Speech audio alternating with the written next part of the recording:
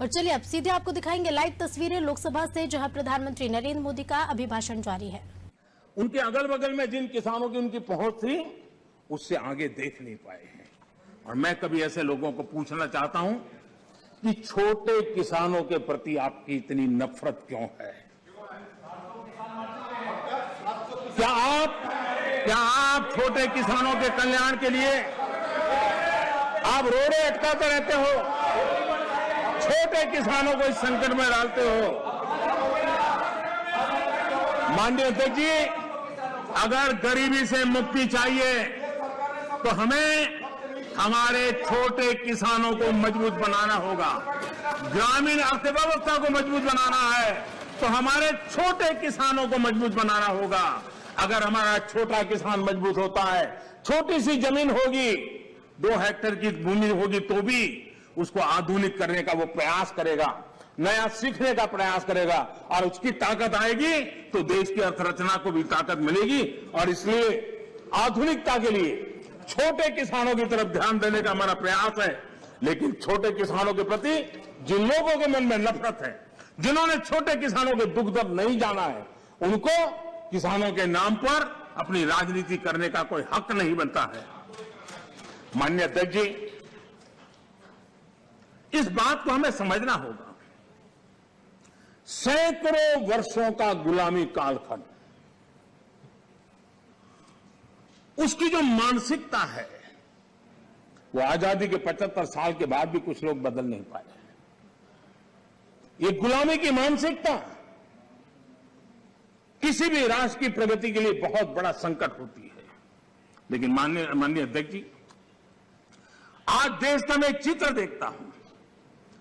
एक ऐसा समुदाय, एक ऐसा वर्ग है, आज भी वो गुलामी की मानसिकता में जीता है। आज भी 19वीं सदी के काम, उस सोच, उसी में जकड़ा हुआ है। और 20वीं सदी के जो कानून है, वही कानून उसको कानून लगते हैं।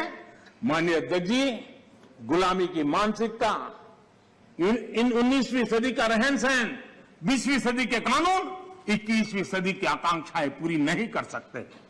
21वीं सदी के अनुकूल हमें बदलाव बहुत जरूरी है। माननीय अध्यक्ष जी,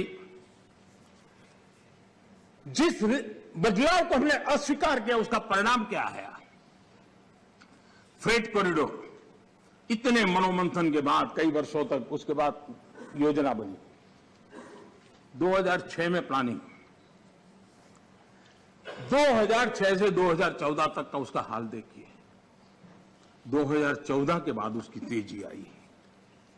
यूपी में सरयू नहर परियोजना 70 के दशक में शुरू हुई, 70 दशक में, और उसकी लागत 100 गुना बढ़ गई। हमारे आने के बाद हमने उस काम को पूरा किया। ये कैसी सोच है, क्या तरीके हैं? यूपी का अर्जुन डैम परियोजना 2009 में शुरू हुई, 2017 तक 1/3 खर्चा हुआ। हमने इतने कम समय में उसको पूर्ण कर दिया। अगर कांग्रेस के पास इतनी सत्ता थी, इतने सालों तक सत्ता थी, तो 4 धाम को वो ऑल वेदर सड़कों में परिवर्तित कर सकते थे, जोड़ सकते थे, लेकिन नहीं किया। वाटरवे, सारी दुनिया वाटरवे का समर्थन है। हमारा ही देश था कि हमने वाटरवे को नकार दिया। आज हमारी सरकार को वाटरवे पे काम करना रहा है। पुराने अप्रोच से गोरखपुर का कारखाना बंद होता था, हमारे अप्रोच से गोरखपुर का फर्टिलाइजर का कारखाना शुरू होता है। माननीय अध्यक्ष जी, ये लोग ऐसे हैं जो जमीन से कटे हुए हैं, उसके कारण उनके लिए फाइल की मूवमेंट, फाइल में सिग्नेचर करके कौन अगला मुलाकात आएगा, उसी के इंतजार में जो रहते हैं। आपके लिए फाइल सब कुछ है, हमारे लिए 130 करोड़ देशवासियों का लाइफ महत्वपूर्ण है। आप फाइल में खोए रहे, हम लाइफ बदलने के लिए जी जान से जुटे हुए लोग।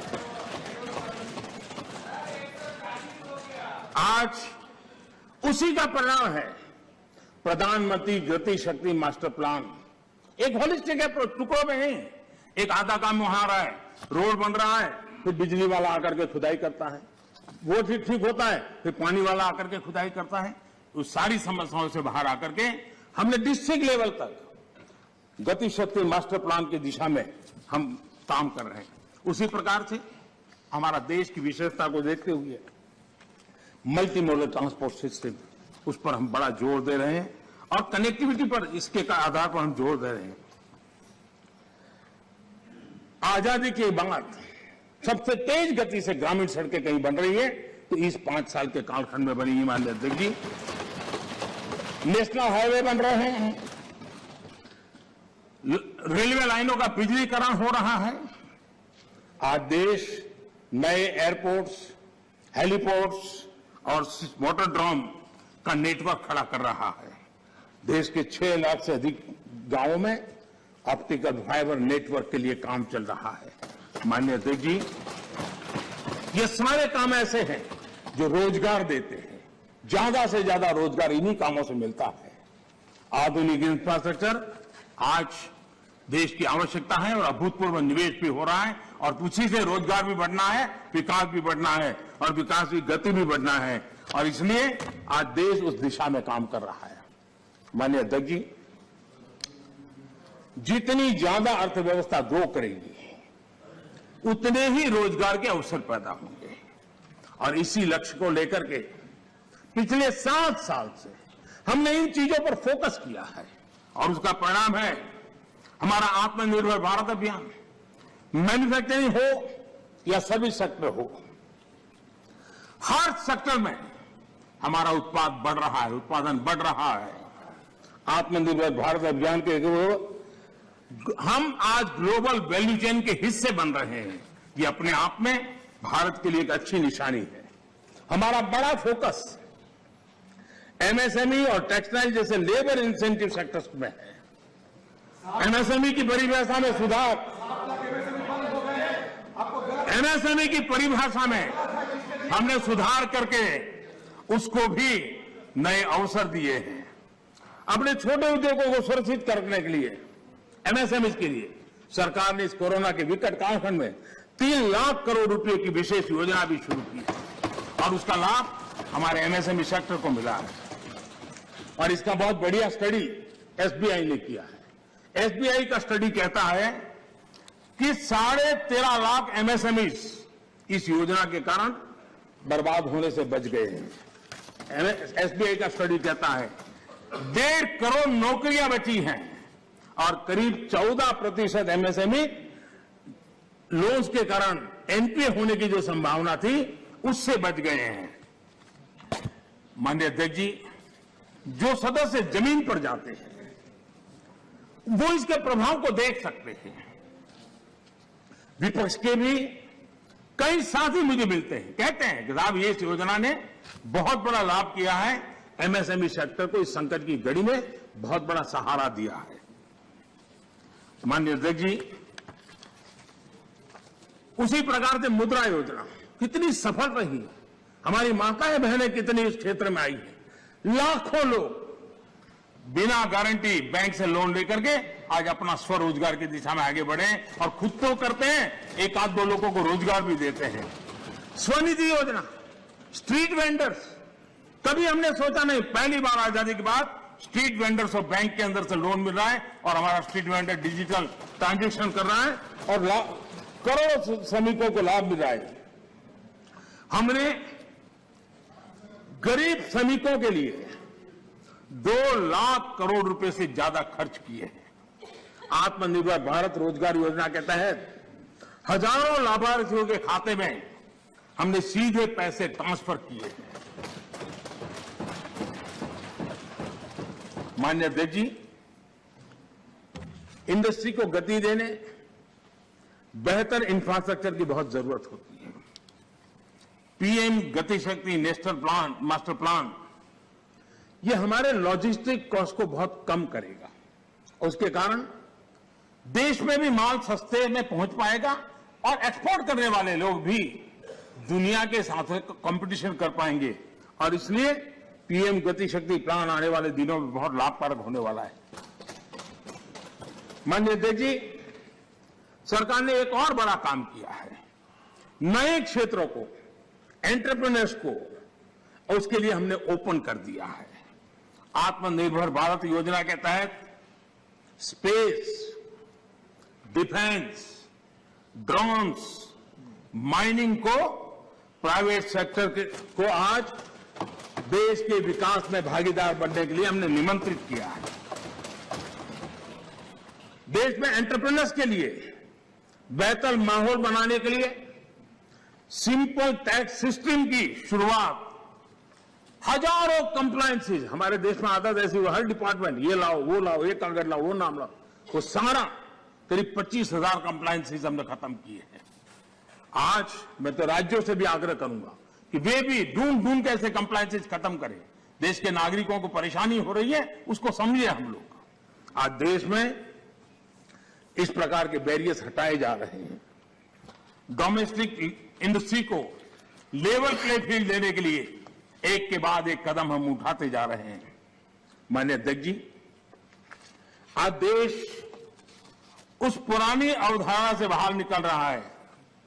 हमारे देश में सोच बन गई है कि सरकार ही भाग्य विधाता है, तुम्हें सरकार पर ही निर्भर रहना पड़ेगा, तुम्हारी आशा अपेक्षाएं कोई पूरी नहीं कर सकता है, सरकार ही करेगी, सब कुछ सरकार देगी। ये हम लोगों ने इतना ईगो पाल के रखा था और उसके कारण देश के सामर्थ्य को भी चोट पहुंची है।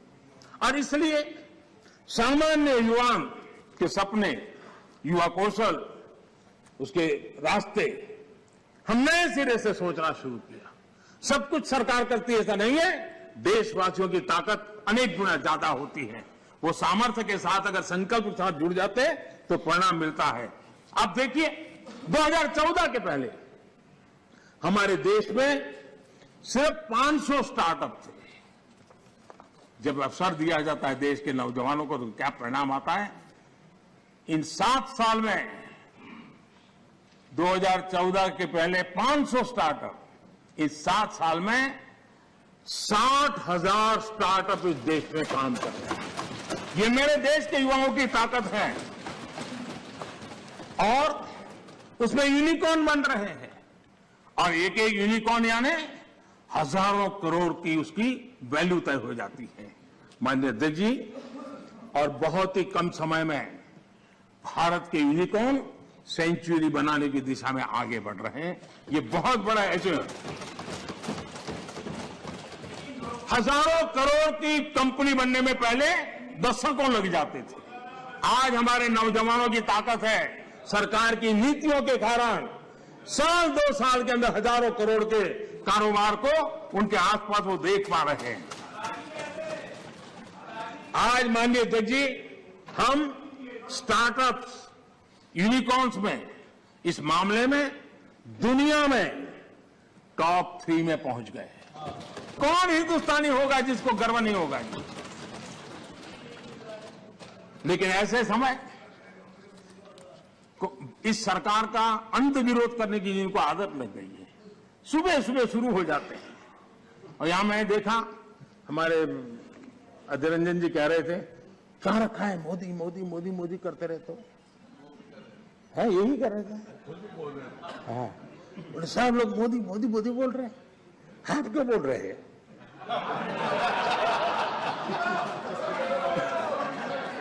आप लोग सुबह होते ही शुरू हो जाते हैं। एक पल आप लोग एक पल मोदी के बिना नहीं बिता सकते। अरे मोदी तो आपकी प्राण शक्ति है। मोदी जी प्रधानमंत्री, इसलिए मोदी जी का नाम तो करना ही पड़ेगा।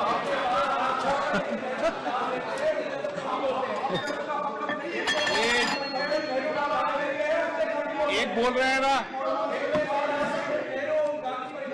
माननीय अध्यक्ष जी, चलो बैठिए। कुछ लोग देश के नौजवानों को, देश के एंटरप्रेन्योर्स को, देश के वेल्थ क्रिएटर्स को, उनको डराने में आनंद आता है, उनको भयभीत करने में आनंद आता है, उनको गुमराह करने में आनंद आता है। देश का नौजवान उनकी बातें सुन नहीं रहा है, इसके कारण देश आगे बढ़ रहा है। माननीय अध्यक्ष जी, आज जो यूनिकॉर्न है, यही उसमें से कुछ मल्टीनेशनल कंपनियां बनने का सामर्थ्य रखती है। लेकिन कांग्रेस में ऐसे लोग बैठे हैं जो कहते हैं, जो हमारे उद्यमी हैं, उनके लिए कहते हैं, और आपको भी जानकर के आश्चर्य होगा, क्या कहते हैं? वो कहते हैं ये उद्यमी लोग कोरोना वायरस का वेरिएंट, बताइए क्या हो गया? हमारे देश के उद्यमी एक कोरोना वायरस के वेरिएंट है क्या? हम क्या बोल रहे हैं? किसके लिए बोल रहे हैं? कोई जरा आपके अंदर बैठे तो जरा बोलो तो सही, ये क्या हो रहा है? पार्टी का नुकसान हो रहा है, कांग्रेस पार्टी का नुकसान हो रहा है।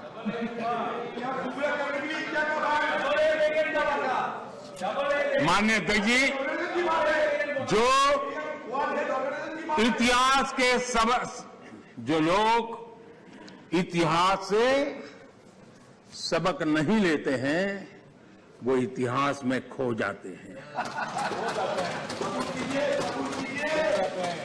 माननीय अध्यक्ष जी, ये मैं इसलिए कह रहा हूं, जरा 60 से 80 का दायका, 60 से 80 का दायका, उनके सभी प्रमुख लोग उसमें आ जाते हैं जो देश का नेतृत्व करते थे। उस कालखंड की बात कर रहा हूं। 60 से 80 के दशक में क्या नैरेटिव होता था? कांग्रेस के ही सत्ता साथी, कांग्रेस के साथ रहकर के सुख भोगने वाले लोग, ये वही लोग पंडित नेहरू जी की सरकार को और श्रीमती इंदिरा गांधी जी की सरकार को क्या कहते थे? ये तो टाटा बिरला की सरकार है, इस सरकार को तो टाटा बिरला चला रहे हैं। 60 से 80 दशक तक यही बातें बोली जाती थी, नेहरू जी के लिए बोली जाती थी, इंदिरा जी के लिए बोली जाती थी, और आपने उनके साथ भागीदारी की सत्ता में, लेकिन उनकी आदतें भी ले ली, आप भी उसी भाषा को बोल रहे हो। मैं देख रहा हूं आप इतने नीचे गए हो, इतने नीचे गए हो। हां, मुझे लगता है कि आज पंचिंग बैग बदल गया है, लेकिन आपकी आदत नहीं बदली है। मुझे विश्वास है यही लोग सदन में कहने की हिम्मत करते थे, बाहर तो बोलते ही थे, जहां मौका मिले चुप नहीं रहते थे। वो कहते हैं मेक इन इंडिया हो ही नहीं सकता है। बताओ, इसमें आनंद आ रहा है? कोई ऐसा हिंदुस्तान के लिए सोच सकता है क्या कि मेक इन इंडिया हो ही नहीं सकता? अरे भाई, आपको तकलीफ होगी, हम आकर के करेंगे, ठीक है, ऐसा बोलो। देश को क्यों गाली देते हो जी? देश के खिलाफ क्यों बोलते हो? मेक इन इंडिया हो नहीं सकता। मेक इन इंडिया का मजाक उड़ाया गया, और आज देश की युवा शक्ति ने, देश के एंटरप्रेन्योर ने करके दिखाया है। आप मजाक के विषय बन गए हो।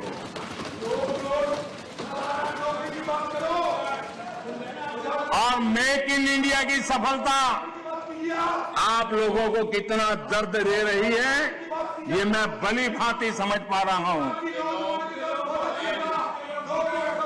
माननीय अध्यक्ष जी, मेक इन इंडिया से कुछ लोगों को तकलीफ इस बात के लिए है क्योंकि मेक इन इंडिया का मतलब है कमीशन के रास्ते बंद, मेक इन इंडिया का मतलब है भ्रष्टाचार के रास्ते बंद, मेक इन इंडिया का मतलब है तिजोरी भरने के रास्ते बंद। और इसलिए मेक इन इंडिया का ही विरोध करो। भारत के लोगों के सामर्थ्य को नजरअंदाज करने का पाप, देश के लघु उद्यमियों के सामर्थ्य का अपमान, देश के युवाओं का अपमान, देश की इनोवेटिव क्षमता का अपमान, माननीय अध्यक्ष जी, देश में इस प्रकार का नकारात्मकता का, निराशा का वातावरण, खुद निराश हैं, खुद सफल नहीं हो पा रहे हैं, इसलिए देश को असफल होने करने के जो खेल चल रहे हैं, उसके खिलाफ देश का नौजवान बहुत जाग चुका है, जागरूक हो चुका है। माननीय अध्यक्ष जी, पहले जो सरकार चलाते थे, जो जिन्होंने 50 साल तक देश की सरकारें चलाई, मेक इन इंडिया को लेकर उनका क्या रवैया था? सिर्फ डिफेंस सेक्टर को हम देखें तो सारी बातें समझ आती थी, वो क्या करते थे, कैसे करते थे, क्यों करते थे, किसके लिए करते थे। पहले सालों में क्या होता था, नए इक्विपमेंट खरीदने के लिए प्रोसेस चलती थी, सालों तक चलती थी।